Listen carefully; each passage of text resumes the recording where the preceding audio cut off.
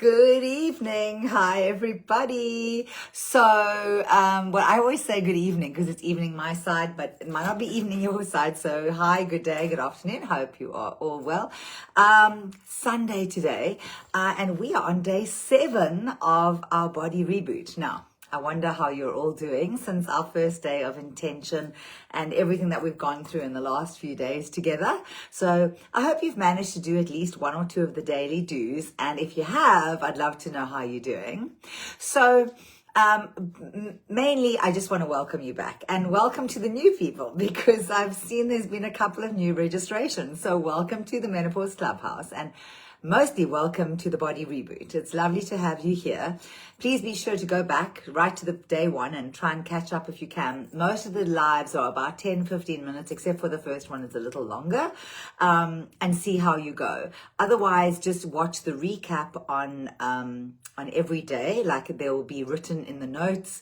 You can read the transcript, the transcript through, and you can catch up. And you can obviously just do this anytime you feel like it. You can wait till our 10 days is up and then you can catch up on all of it. Remember, I'm going to download all of these onto my YouTube channel, and I'll drop that link as well into the guides in the group, as well as I'll just make a post on it. Anyway, let's get to today. So day 7. Hormones and hormone balancing and menopause, why it's important, what happens to us and all of that. So the research shows that from the time a woman is in her mid-30s, ladies, your levels of hormones will start fluctuating. It's not that your estrogen is going to dive down. It's not that your testosterone and your progesterone are all going to dive down. You're like, oh. Generally what happens, it is a slow migration and to the decline of all of them, all right, and at different levels. They don't all drop at the same time. They drop at different times and different levels of each one. But it's a massive impact on your health, first of all, on your day-to-day living, on your personality, on your mood, on your weight, on your how you live your lifestyle. If you are used to having lovely long sleeps without any interruption, possibly only to get up for your kids to check on them, you may find as time goes on, you may find that insomnia becomes a thing. You may find that night sweats become a thing. And it's not that all the symptoms arrive in one go. They slowly creep up. From the time you're around about 35 to 38, you will notice things change.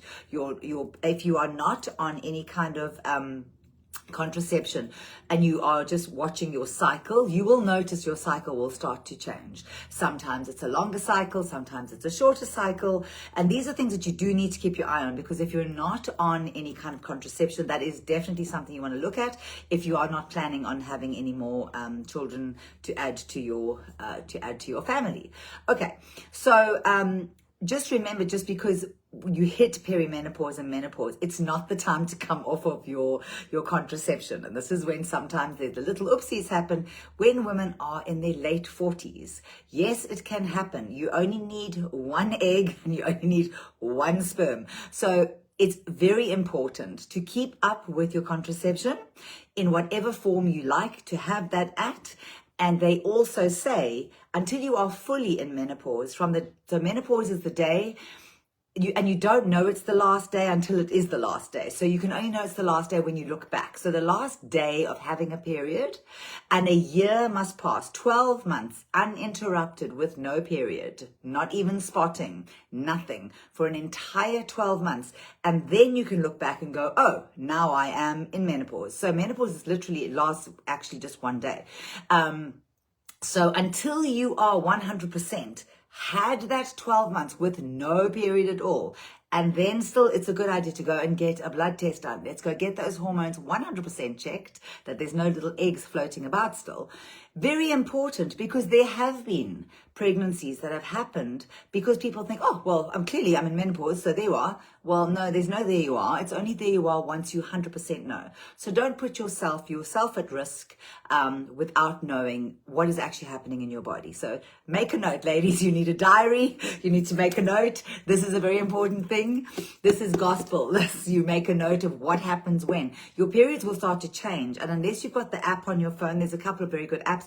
write it in your diary. The day your period starts, the day your period ends, you will start to notice the fluctuation. So a lot of people have nothing happen until they're about in their mid-40s, and they're fine. But you may notice slight little changes. Your hair might start thinning. Your skin might be getting a bit dry. You might have like adult acne. These are things where girls go, oh, what's happening to me? This is the start of perimenopause. It's the start of menopause. There's so many different symptoms that can happen to you. And it's not, as I say, that they happen overnight. In fact, there are 44 so far symptoms that have been noted that are occurring in women, that there's been enough women that have had these symptoms for them to actually make a note and go, yes, that is a symptom of perimenopause and menopause. So 44, and I will drop them into the notes so you can actually see. There's loads. Itchy skin, obviously, adult acne, dry skin, hair falling out. Obviously, we have brain fog. We should all know about that. It's not just where did I put my car in the car park. It's literally, did I drive here or didn't I drive here? And when you in the middle of a conversation and you go like, words, what's my word? I can't remember the word. I know what I want to say. It's normal, okay? It's absolutely normal. There's nothing wrong with you. But this can put us under stress, and especially women who have quite let's call it a high-powered job in the workplace, perhaps in corporate, where you are very good and very eloquent and you know exactly what you want to say, and suddenly you are missing words. You know what you want to say. Train of thought disappears out the window. This is normal, and there are things you can do to help yourself. Now, I'm not talking about HRT. That is a totally personal choice. We will talk about that actually in we finish on Wednesday, which is day 10, and then we're going to have a chat on day 11, which will incorporate talking about HRT and the options around that. So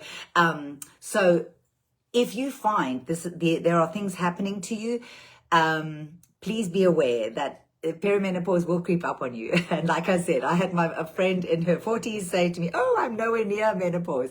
You may not be near the menopause, but you are in perimenopause. Absolutely you are. And don't pretend it's not happening, because not only from a vanity point of view, and your pants are getting tighter and you're maybe not feeling as great, and perhaps you found a couple more extra wrinkles. We're talking about what's happening under your skin. We're talking about what's happening to your organs. We're talking about your bones, your bone health. There is a huge amount of research about osteoporosis, about bone fragility, about bone density. There's massive amount of research on cardiac issues with women going through perimenopause and menopause. So not only what's happening to you, what you see in the mirror, but what's happening under your skin, in your body, to your organs.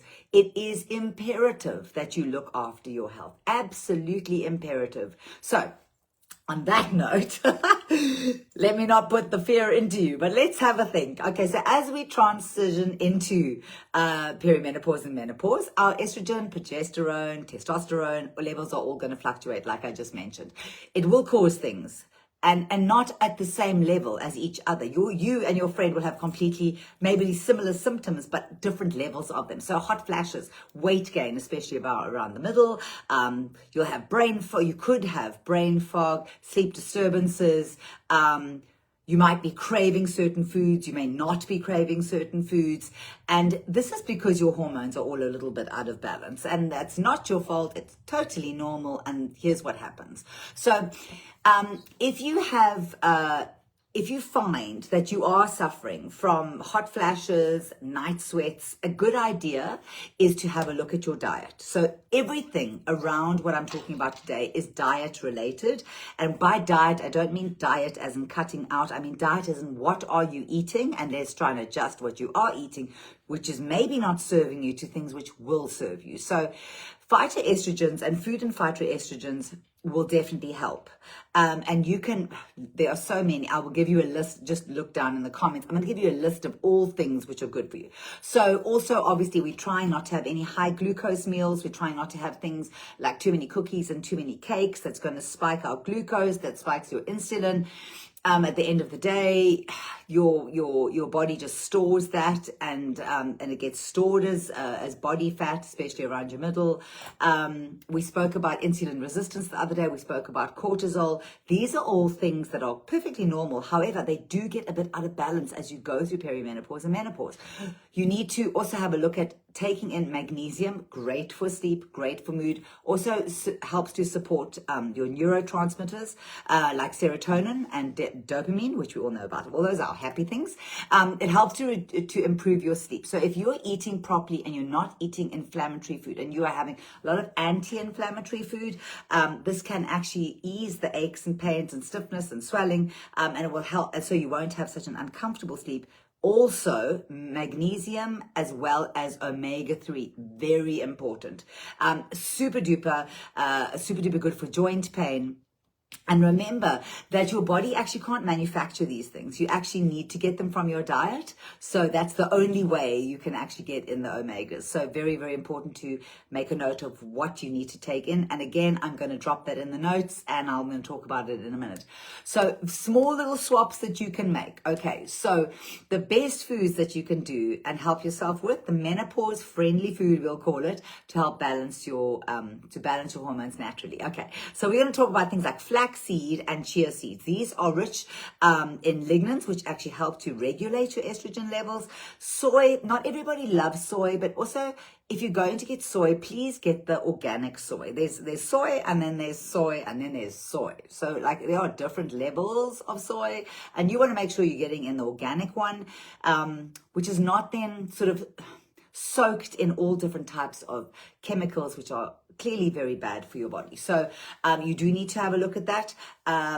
Before you decide to have any soy supplement, though, please discuss this with your health practitioner, because if you are on any HRT or on any thyroid medication, soy products can there can be sort of what I don't want to say you shouldn't have it, but for example, if you are on a thyroid medication and you take your thyroid medication in the morning, you should not have any soy products within 2 hours of that. Why is that? Well, that is because the receptors on your cells will absorb the HRT, will absorb the thyroid medication that you've got. Now, if you are topping that up with straight away, you're having like some sort of soy food or some sort of protein with powder, which has a lot of soy in it, you may find that the receptors don't absorb the thyroid medication as fast as they should, because there is a contradiction in that. So be sure also when you are deciding to take any type of soy product, please be sure to check that with your healthcare provider. I mean, you can have soy, absolutely you can. You just need to pace it so they're not happening at the same time.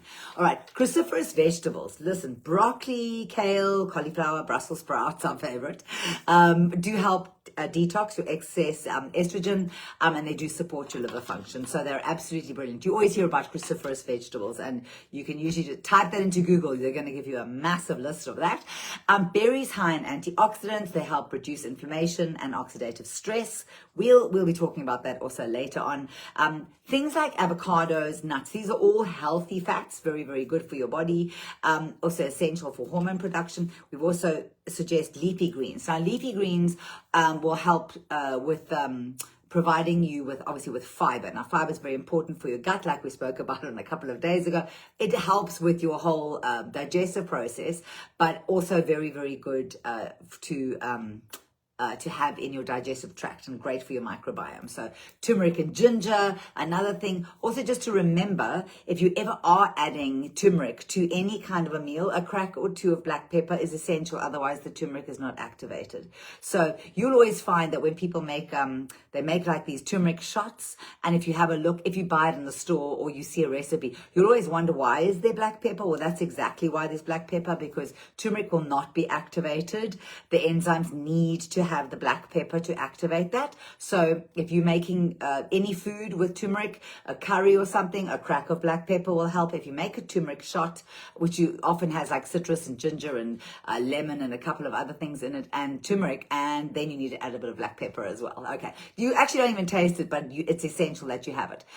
If you make an effort to add these into your diet and reducing the processed and the sugary foods, you'll actually notice that your mood will improve, your sleep will improve, and you'll probably have fewer hormone-related symptoms. Okay, so also, like I'd said earlier in the week, it's swapping out a processed food for a whole food. So swapping out a packet of crisps rather for some almond nuts. Swapping out, I don't know, some sort of like fried treat that you might have, or even these protein bars that you buy in the store. Listen, if you turn it around and the sugar content is actually insane, you do yourself better by actually just having yourself a tub of full fat Greek yogurt. I know that sounds hectic, but actually that's better for you. Even an avocado, way better for you.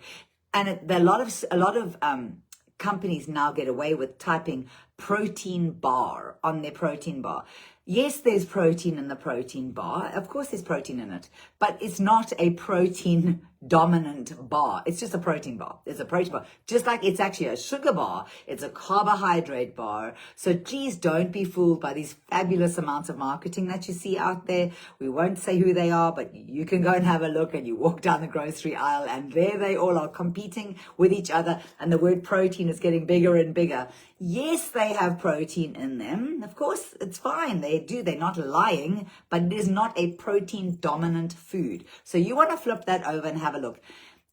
Basically, you need to get about 100 grams of protein in a day. That's what you need. And remembering that a piece of chicken breast, 100-gram chicken breast, right? Just 100 grams only has, give or take, around 22 grams of actual protein. It's 100 grams, so don't be mistaken that 100 grams of chicken breast is 100 grams of protein. It's actually not. It's got a whole lot of other things in there, a lot of water as well. It's only got about 22 grams of protein. So when you buy your protein bar and it says, oh, 20 grams of this and 20 grams that, look at the protein. If the protein is like nowhere near up there with the 20s, don't waste your time. And it probably wouldn't be. Protein bars, you probably wouldn't get more than 15 grams if you're lucky in a protein bar, because the amount of sugar they're going to have to put in, or sucrose or some sort of stevia to make it taste decent. So anyway, rather give yourself a handful of almond nuts, way more healthy, and it's actually got so many other vitamins and minerals in it that you won't find in a protein bar. All right, so enough on the protein bar. Can you tell I don't like them? Okay, so my favorite thing in the whole world, and if I'm gonna link this all in all these videos are now going onto YouTube, and if you go down and watch my YouTube videos all about my smoothie workshop, you will know that I am an absolute smoothie fan. There are so many things you can add into a smoothie that will totally support your hormones, and that's why I love them so much.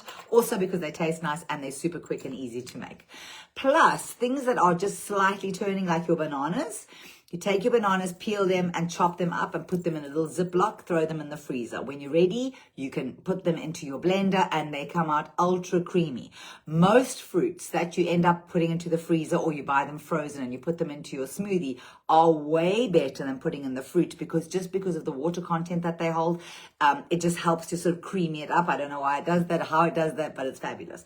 So things like ginger, obviously you're going to put in fresh. Things like all those kind of herbs, you're obviously going to put in fresh, parsley, what have you. And believe me, you can put that in, and you can put in celery and loads of things. But here today, I've got for you a hormone balancing smoothie. I'm going to read this out to you. So excuse me why I read it, because I don't know it off by heart. So it's going to be half an avocado, half a cup of mixed berries. Now, I love blueberry. Blueberries and blackberries are the highest in antioxidants and fiber. So that's absolutely something that you might want to look at. And also blueberries are probably the lowest calorie berry that you can get, for the amount that you might pop in. So that's half a cup of mixed berries. Then we're doing a teaspoon of flax seeds. Now, I love flax seeds, but if you want to put in chia seeds, you're also fine. You can put in some spinach, you can put in some kale, that's got magnesium in it. Fantastic, obviously, for the body. Almond butter. Now, you might not have almond butter, you might have almonds. Throw in the almonds. Just a couple of almonds, 3 or 4 almonds is fine. Otherwise, if you've got unsweetened or unsugared, should I say, peanut butter or almond butter, if you buy it in the store, then pop that in. Just note that we're not really watching the calories right here. I'm not looking to say we're going to make a smoothie for 200 calories or a smoothie for 400 calories. I'm showing you how to make a hormone balancing smoothie. All of these smoothies will not come in anywhere close to 400 calories, I'm just saying to you. But if you put in things like cashew nuts, or you add in avocados, which are great for you, but just remember the calories will be higher. So if you are looking to be in a calorie deficit, and you are worried about the amount of calories, then just remember these are things that are high in calories, but you need to weigh it up.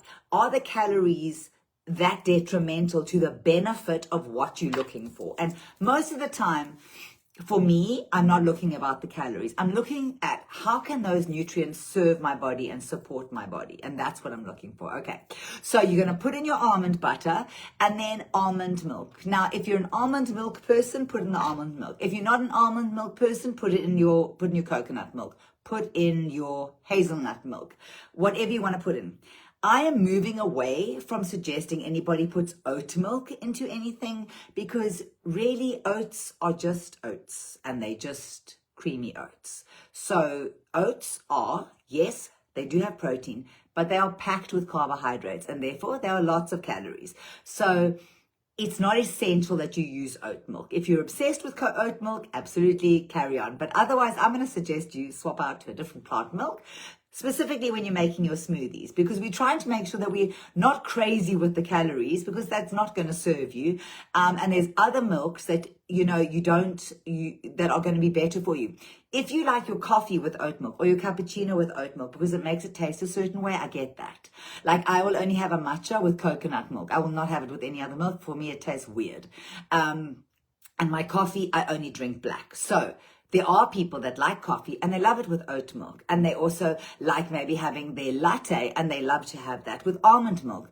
Absolutely. But for your smoothie, I want you to try and bring down the calories. And I'm saying if you can try a different milk other than oat, that's the way to go. Okay, then a couple of ice cubes. And the only time you should ever mix ice cubes in your smoothie is if your fruit that you're using is not frozen. If your fruit is frozen, there's no need to throw in some more ice cubes. The ice cubes just help with making it creamier. Why? I don't know, but it does. Okay, so you're going to throw all of those in. I'm going to pop them in the notes, so don't worry to remember or replay if you can't remember what I just said. And then I want you to blend it all up. And then if you want to top it off with anything, you can top it off with some more chia seeds or a tiny little bit of granola or a little bit of extra fruit or some coconut flakes, whichever you prefer. Let me know how that went down. I always throw in with almost, not specifically with this one because I made this for you, but I love to throw in ginger with everything. So I would always throw in like a cube of ginger, a couple of centimeters of the ginger root. Whoops, I'm losing you. Hang on just a second. Didn't mute. All right. So I was throwing a little bit of ginger. I absolutely love ginger. So if you are struggling to get in enough hormone balancing foods, right? Because you're just a very busy mom running around and in the evening you're just making dinner for the kids and the family. It's like you don't want to have to make extra anything. If you can do yourself a favor and make that smoothie fabulous, that's absolutely brilliant. If for some reason you wanting to find something to fill the gap. You're thinking to yourself, if only there was just something I could take. I don't have time for all these fruits and vegetables that she's telling me I need to take. Plus, half the kids won't eat them. We only like what we like. Because remember, like the other day in the microbiome, we were saying a lot of people only like, example, broccoli, cauliflower, and let's say, I don't know, cucumber and carrots. And that's all you eat. That's all the family like. That's lovely. And it's great that you're getting them in great fiber, great nutrients, great minerals, great vitamins, fabulous. However, not so great for your microbiome because your microbiome needs variety. It needs different fruits and vegetables. It needs to be able to absorb them and to work better. Remember, your brain and your gut are one. They talk to each other. So if your gut is not happy, your brain is not happy. If your brain is not happy, you are not happy. Right. So we need to sort out the gut. So if all you're putting in your gut is the same things every single day, those little bacteria, they're not a happy lot. They actually need more of what they're not getting. So a variety of fruits and vegetables is what you need to give them. Now, we all know that what you buy in the store is not always the nutrients that you need. It looks good, but not always. Packed with the things that are supposed to be in, for example, that apple, that broccoli. Okay. So what I'm going to show you today are the supplements that I take and I absolutely love. Been taking them for, oh, I don't even know, over a year, year and a half. Absolutely essential. Every single day I take them. These are my fruit, my veg, and my berry capsules. They come in little capsules. I'll show you what it looks like. It's literally just a little tapioca capsule, rice paper. It's wrapped in rice paper. There we go. This happens to be the vegetable one. What it is they grow the fruits, they grow the vegetables, and they grow the berries. And they pick them when they're the ripest. They pull them off the vine, and on site, they withdraw all of the water and all of the excess sugar, dry them out, and then they crush them into a powder, and then they are transported and put into the little capsules at the factory.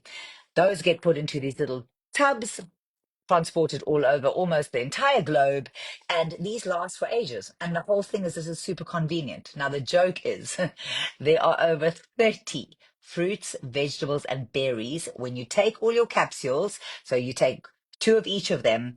That's what you're getting, 30 fruits and vegetables. And it's not 30 fruits and vegetables, obviously. It's the nutrients from the 30 fruits and vegetables, which is what your body is craving, and that's what your body needs. And that's the easiest way of getting it in. So I actually have these in my car. I keep these in my little cubby in my car. And on the way to school, my kids take them in the car on the way to school. The whole family take them, and everyone is healthier for them. I can tell you that. At the same time, I feel much better knowing that my kids, my husband, my mum, who is 82, I just have a lot of calm knowing that everybody's getting the right vitamins and minerals. And even though they only like certain vegetables on their plate and only certain things in their salad. So I just know as a mom, I'm doing the right thing. So if you want to know a little bit more about the capsules, let me know. So the most important thing as a parent, obviously, and one of my children are at college and they don't always manage to get food in because sometimes the queue at the canteen is too long and she says she doesn't have time to eat. So what does she get? I make sure she gets a meal replacement. That's another thing. It's to make sure whatever you're putting in your body has actually got the right amount of macros in. So that macros means your right amount of protein, right amount of fiber, the right amount of fat, and the right amount of carbohydrate. They all balance as a proper full meal. Because when you're busy on the go as a student or a mom or a dad or a grandparent, there is sometimes a problem to make sure you're getting a proper meal in during the day. And in having a complete meal replacement, the ones that I supply, which are all vegan because I don't do lactose and gluten, and I'm not a vegan, but my products are vegan. And I make sure that no one is having any GMO because I don't believe in putting any little nasties into anybody's food. I want it as pure and organic as absolutely possible. And I can tell you that between the meal replacement and between my lovely capsule, which I have here, I just know that I'm doing the right thing by my family. So anyway, if you want to know a little bit more, let me know. But in menopause, you need to make sure you're getting the right balance of nutrients when you have a meal. It shouldn't be too carb dense, too fat dense, too protein dense. So the right thing to do is to make sure you have the right amount of macros. Okay, I will be popping into files. You will find a whole 7-day meal plan for you. If you want any adjustments, just let me know. But remember that food is actually your medicine, and nobody realizes that they're not healthy until they're not healthy. So you will probably find, a lot of people that say, oh, nothing wrong with me, fine, sleep fabulously, healthy, no, I can stretch, touch my toes, whatever. That is fabulous. But as we all get older and as we age, and women in perimenopause and menopause, your hormones will decline. You will find things that are changing in your body. And the only thing that you can do is to help yourself by making sure you put the right nutrients into your body. So just be sure that you're having balanced meals, you're cutting out the processed food, make sure you're getting enough hydration in, and sleep. Sleep, super important, as well as that exercise. And that's what we've been talking about all week, all those little things adding up. So I would like you to make a smoothie. I would like your daily do to be making a smoothie. You do not have to add in all the things I added in. You can just add in maybe some berries, maybe some banana. If you have some protein powder, throw that in as well. If you don't, you can add in some chia seeds, some flax seeds. Pop in if you want to some herbs. If you want to put some herbs in, you can add in like some turmeric, but you can just add in your black pepper. Add in some ginger if you like. Things like berries, blackberries, blueberries are absolutely fabulous. They also have these bags of frozen mixed vegetables and mixed fruit in your, obviously, the frozen section. If you take even the frozen veg and you mix those up with the fruit, you will not taste the frozen veg, those little tiny little cubed ones. If you mix in excuse me, if you mix in cauliflower, that'll help to bulk it up. Cauliflower is not massively high in calories, but great nutrients. So anyway, you can follow my smoothie recipe below, see if you can make that, but obviously just change it up if you like to. Well, thanks so much for listening. It's been a lovely day 7, and I look forward to seeing you all in day 8. And you can read all the notes below, and don't forget to check the guides. Alrighty, have a good night. Bye.